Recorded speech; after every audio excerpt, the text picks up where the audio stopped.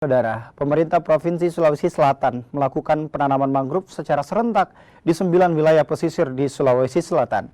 Selain masyarakat, penanaman mangrove turut melibatkan pelajar sekolah menengah atas se-Sulawesi Selatan. Sebanyak 35.300 mangrove akan ditanam di wilayah pesisir Sulawesi Selatan. Di Makassar, penanaman mangrove dipusatkan di PIP Untia, Kecamatan Biringkanaya, Makassar.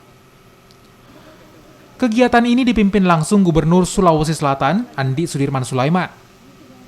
Selain melibatkan masyarakat, penanaman mangrove turut melibatkan pemerhati lingkungan serta ribuan siswa SMA dan SMK se-Sulawesi Selatan. Selain penanaman mangrove, kegiatan ini juga dirangkaikan dengan penyerahan 7 unit gudang garam, penyerahan 10 unit smart fishing, penyerahan 2 unit perahu Pokmaswas, serta penyerahan bibit produktif jenis Pinus mercusi dan jenis aren. Harapan saya bahwa ini adalah paru-paru dunia untuk kita jaga bersama, dan memang ada target strategis nasional untuk sekitar 20 juta ya, kalau tidak salah 27 juta batang atau berapa yang dipimpin sama Pak Menko Luhut, dan kemudian ketuanya dari dari KKP ya, Menani. Penanaman mangrove dapat berdampak global.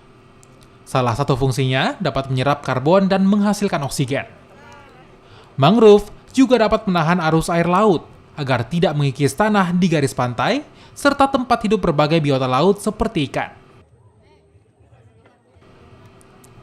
Arif Tirtana, Kompas TV, Makassar, Sulawesi Selatan.